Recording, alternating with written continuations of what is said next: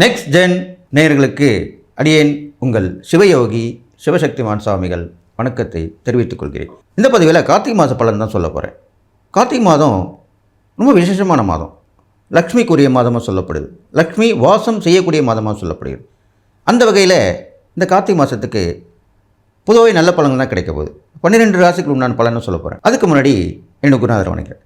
குருப்யோ நம நற்பவி காஞ்சிவாசாய வித்மிகே சாந்தரூபாய தீமிகே தன்னோ சந்திரசேகர பிரச்சோதயாத்.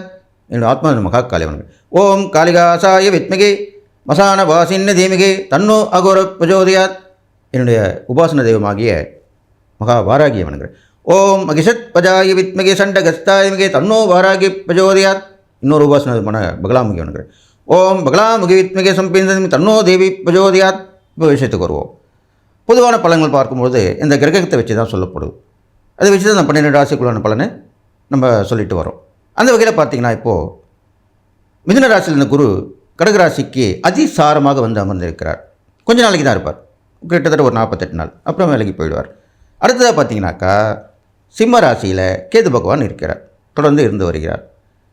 அதற்கப்புறம் துலாம் ராசியிலே சுக்கிரன், புதன், சந்திரன் இந்த 3 கிரகமும் இருக்கிறார்கள். இது கார்த்திகை மாதம் நடைபெறக்கூடிய நிலவரத்தில் சொல்லிட்டு வரேன்.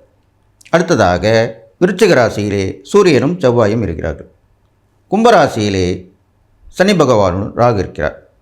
சனி வக்ரம் பெற்று இருக்கிறார், இப்போது வக்ர நிவர்த்தியும் ஆகப் போகிறார். அந்த வகையிலே இந்த பலன்கள் ஒன்றும் பெரிதாக பேசப்பட போவதில்லை, அதனால் பயப்பட வேண்டாம். இந்த மாதிரி கிரகங்கள் இருக்கும்போது இதனுடைய பலனாக சொல்ல போகிறேன். பொதுவாக இது பொது பலன்கள் தான். நீங்கள் உங்களுடைய சுய ஜாதகத்தை எனக்கு அனுப்பினால் நான் அதை சரியாக பார்த்து துல்லியமாக கணக்கிட்டு உங்களுக்கு நடந்தது, நடந்து கொண்டிருப்பது, நடக்கப் போவது இதை சொல்ல முடியும். சொல்லி உங்களுடைய பிரச்சனையை, எல்லா வித பிரச்சனையும் தீர்த்து என்னால் உங்களுக்கு பலன் சொல்லி உங்களை முன்னேற்ற வழிவகை செய்ய முடியும். ஏனென்றால் அடியேன் ஜோதிடம் மட்டும் பார்ப்பதில்லை. 50 வருடமாக ஜோதிடம் பார்த்து வருகிறேன், பரம்பரையாக இருந்து வருகிறேன். அருள் வாக்கும் கிட்டத்தட்ட ஒரு 25 வருடமாக அருள் வாக்கு சொல்லி வருகிறேன். அந்த செவ்வாய், வெள்ளி, அமாவாசை, பௌர்ணமி இந்த காலகட்டங்களில் இதனால் பலவிதமான ஜோதிட முறைகளையும் நான் கற்று உணர்ந்திருக்கிறேன். அந்த வகையில் என்னால் சொல்ல முடியும். அனுபவம் தான், ஒரு மனிதனுக்கு அனுபவம் அதிகமாக இருக்க வேண்டும்.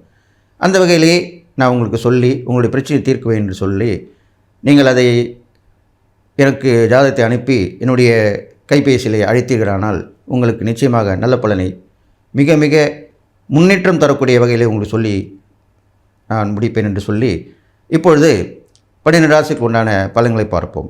ரிஷபராசி நேயர்களே, உங்களுக்கு உண்டான கார்த்திகை மாத ராசி பலன் தான் சொல்ல போகிறேன்.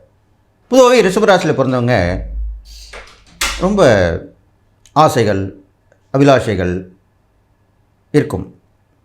பிடிவாதம் பிடித்தா அதை சாதிக்கிற வகையில் ஜெயிச்சும் காட்டுவீங்க. அந்த மாதிரி பண்ணுவீங்க. எல்லோருடையும் அன்பும் அரவணைப்பாக இருப்பீங்க. யாரை எப்படி கவர்ந்து அவங்கக்கிட்ட உதவி வாங்கலான்றதில் வலிய கிளடி தான் நீங்கள். இப்படிப்பட்ட ரிஷபராசிக்காரர்களுக்கு இந்த கார்த்திகை மாத பலன் பார்க்கும் பொழுது இதனால் வரைக்கும் உங்களுக்கு 2ஆம் இடத்தில் இருந்த குரு பகவான் இப்போ 3ஆம் இடத்துக்கு வந்திருக்கார். அப்போ என்ன நடக்கும்? 3ஆம் இடத்து குரு பகவான் உங்களுடைய முயற்சியை ஜெயமாக்குவார். சுய முயற்சி இது வரைக்கும் பழிக்காமல் வந்துடும், அது பழிச்சிடும். இடம் மாற்றம் கிடைக்கும், விரும்பிய இடம் மாற்றம் கிடைக்கும். அது தொழிலாக இருக்கலாம், உத்தியோகமாக இருக்கலாம், வீடு மாற்றமாக இருக்கலாம், எல்லாமே எந்த ஒரு மாற்றத்தையும் கண்டிப்பாக கொடுத்துருவார். இளைய சகோதரர் மூலிமா நல்ல உதவிகளையும் கொடுப்பார். பொதுவாக சகோதர உதவிகள் கண்டிப்பாக வந்து சேர்ந்துடும். அது இல்லாமல் நீங்கள் திருமணமானவராக இருந்தால், கணவனாக இருந்தால் மனைவி வழி உறவு மூலமாகவும், மனைவியாக இருந்தால் கணவன் வழி உறவு மூலம் உதவிகள் கிடைக்கும். இதெல்லாம் வந்து ரொம்ப முக்கியமான உறவு. அது ஆனால் உதவி கிடைக்காம தான் நிறைய பேர் கஷ்டப்பட்டு இருப்பாங்க. அதெல்லாம் இப்போ கிடைச்சிடும் உங்களுக்கு. இந்த காலகட்டத்தில் நேரங்காலம் எதுக்கு சொல்கிறோம், அதுக்கு தானே சொல்கிறோம். அதன் பிறகு பார்த்தீங்கன்னால் உங்களுக்கு ரிஷபராசிக்காரர்களுக்கு உங்களுக்கு ஒரு விதமான பய உணர்வு, சோர்வு இதெல்லாம் இருக்கும். அதெல்லாம் தூக்கி போட்டுடணும். எப்பயுமே சில நேரங்கள் சரியில்லாமல் கிரக சூழ்நிலைகள் சரியில்லாக்கும் போது அப்படி தான் வந்து சேரும். அப்போ நீங்கள் கவனமாக தைரியமாக இருக்கணும். பொதுவாகவே நீங்கள் சுக்கிரனுடைய ஆதிக்கம் பெற்றதுனால் எல்லாத்தையும் தூக்கி போட்டு வந்துடுவீங்க. எப்பேற்பட்ட பிரச்சனை இருந்தாலும் சமாளித்து காட்டக்கூடிய விஷயமாக தான் நீங்கள் இருப்பீங்க. அதுக்காக தான் உங்களுக்கு அப்படி சொல்லியிருக்கேன். அதனால் தைரியமாக வந்துடுவீங்க. இருந்தாலும் நண்பர்கள் உறவுகளை சிறு சிறு பிரச்சனைகள் வந்து போகும். அந்த மாதிரி ஒரு காலகட்டம் இருக்குது. சரிங்களா? அதுக்கப்புறம் பார்த்தீங்கன்னாக்கா, தொழில் வியாபாரத்தில் சில சில தடைகள் தாமதங்கள் ஏற்படும். நீங்கள் வியாபாரத்துக்கு ஒரு பொருள் கேட்டிருப்பீங்க விற்கிறதுக்கு, அது கிடைக்காம தள்ளி போகும். வாடிக்கையாளர் கொடுக்க முடியலன்னு ஒரு கவலைப்படுவீங்க. இது மாதிரிலாம் இந்த காலகட்டத்தில் நடக்கும். அதுக்கெல்லாமே பரிகாரம் பண்ணும்போது ஓரளவுக்கு அது சரியாயிடும். தொழிலுமே அப்படி தான் ஒரு தேக்க நிலை இருக்கும். முன்னேற்ற பாதிப்பு ஏற்படும். இது மாதிரிலாம் நடக்கக்கூடிய விஷயமா இருக்குது உங்களுக்கு. அடுத்ததாக உங்களுடைய ராசாதிபதி சுக்கிரன் பார்த்தீங்கன்னாக்கா, அவருடைய ராசியிலே இருக்கார். அது ரொம்ப ராசாதிபதி ராசியிலே இருக்கிறது ரொம்ப விசேஷம். நல்ல பலன் தான் கொடுப்பார். அது இல்லாமல் பெண்கள் வழியில் உங்களுக்கு முன்னேற்றமான உதவிகள் கிடைக்கும். நட்பு வழியில் இருக்கலாம், சொந்த பந்தங்க உறவுகள் இருக்கலாம். அந்த மாதிரி உறவுகளை வந்து அவங்க உங்களுக்கு உதவி பண்ணுவாங்க. அதனால் நீங்கள் முன்னேற்றம் அடைவீங்க. அது இல்லாமல் அரசியலில் இருக்கவங்க கொஞ்சம் அடக்கி வாசிக்கணும்னு சொல்லுவாங்க இல்லையா? அது மாதிரி தான். கொஞ்சம் விட்டு பிடிக்கணும். டக்குன்னு நம்ம என்ன செய்ய போகிறீங்கன்றதை நீங்கள் சொல்லக்கூடாது. அந்த மாதிரி ஒரு சூழ்நிலை இப்போ வந்துட்டுருக்கு. கல்வியில் நல்ல தேர்ச்சி வரும். அதில் பண்ணலாம், ஜெயிக்கலாம். அரசாங்க ஆதரவு கிடைக்கும். முன்பின் யோசிக்காமல் கையெழுத்து போட வேணாம், ஜாமீன் கையெழுத்து போட வேணாம். இதெல்லாமே கொஞ்சம் பார்த்துக்கணும். பழக்க வழக்கங்களில் கொஞ்சம் அப்படி இப்படி போய் கெட்ட பழக்க வழக்கங்கள் வரதுக்கு உண்டான வாய்ப்புகள் வரும்பொழுது அதை தவிர்க்க வேண்டும். இதெல்லாம் முன்னாடி சொல்லிட்டா நீங்கள் செஞ்சிருவீங்க. அதுதானே ஜோதிடம்ன்றது ஒரு வழிகாட்டி தானே. அப்போ நீங்கள் அதில் கொஞ்சம் கவனமாக இருப்பீங்க. இதற்கப்புறம் பார்த்தீங்கன்னாக்கா, உங்களுக்கு இந்த கலைத்துறை, சமூகத்துறை, பொதுத்துறை, இது மாதிரிலாம் பெண்கள் வழியில் முன்னேற்றம் தரக்கூடிய துறைகள் எல்லாமே நல்ல வளமான வாழ்க்கையாக அமைய போகுது உங்களுக்கு. ஒரு பெரிய மனிதருடைய உதவி வந்து போகும். அதுக்கப்புறம் மறுபடியும் வந்து கிடைக்கும். இதுதான் ஒரு விஷயம். ஒரு கதவு முன்னே ஒரு கதவு திறக்கும்னு சொல்லுவாங்க. அந்த மாதிரி ஒரு விஷயம் நடக்கும் உங்கள் வாழ்க்கையில். அவர் வந்துடுவார், உதவி கொடுக்க போவார். ஆனால் தடை வந்துடும். அது நீங்கள் தோண்டு போகக்கூடாது. அதுக்குண்டான முயற்சியில் இறங்குனீங்கன்னா திருப்பியும் அந்த உதவி கிடைக்கும். அது கிடச்சினாலே இவங்க நல்ல நிலைமை வந்துடுவீங்க. எப்பவுமே ஒரு பெரிய மனிதர்கள் குருவுடைய வழிகாட்டுதல் மூலமாக, நம்ம முன்னோர்கள் ஆசீர்வாதம்,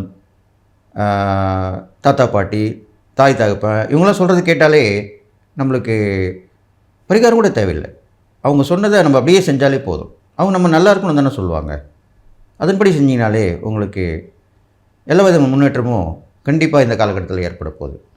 அதை நீங்கள் கவனமாக தெரிஞ்சுங்க. புரிஞ்சுங்களா? அதனால் ரிஷபராசிக்காரங்களுக்கு ஓயாத உழைப்பு இருக்கணும். அந்த காலகட்டத்தில் இறை வழிபாடும் கூட சேர்ந்து வரணும். நீங்கள் என்ன பண்ணணும்னு கேட்டிங்கனாக்கா, வெள்ளிக்கிழமையிலே சுமங்கலிகள் இருப்பாங்க, கோயிலுக்கு வந்து போவாங்க. அவங்களுக்கு வந்து உதவி பண்ணலாம். அவங்களுடைய தேவை அறிஞ்சு அவங்களுக்கு நம்மளால் கொஞ்சம் சரீர உதவி பண்ணலாம், பண உதவி பண்ணலாம், பொருள் உதவி பண்ணலாம். இந்த மாதிரி உதவிகள்லாம் பண்ணிட்டு வரலாம். நீங்கள் தான தர்மங்கள் பார்க்கும்பொழுது உங்களுக்கு அந்த பெண்கள்லேயே வயது முதிர்ந்தவர்கள் நடக்க முடியாது இருப்பாங்க, உட்காந்த இடத்துலேருந்தே போக முடியாமல் இருப்பாங்க. அப்படிப்பட்டவங்களுக்கு, அதாவது படுத்த படுக்கையாக இருப்பாங்க, அவங்களுக்கு தான் நீங்கள் உதவி பண்ணணும். ரொம்ப முடியாதவங்களுக்கு உதவி பண்ணணும்.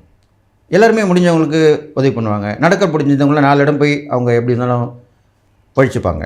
ஆனால் ஒரே இடத்துல இருந்து எந்த வழியும் இல்லை, விதி இல்லை அப்படின்னு நினைக்கிறாங்க இல்லையா? அவங்களுக்கு நீங்கள் கண்டுபிடிச்சி அவங்களுக்கு போய் நீங்கள் உதவி பண்ணணும். தான தர்மம் பண்ணலாம், எல்லாமே செய்யலாம். உங்களுக்கு என்ன மனசில் தோணுதோ அதை செஞ்சுட்டு வாங்க. உங்களால் முடிஞ்சது, உங்களுடைய வசதி வாய்ப்புகளுக்கு ஏற்ற மாதிரி செய்யணும். அதுதான் உண்மையான தான தர்மம் சொல்லப்பட்டிருக்கு.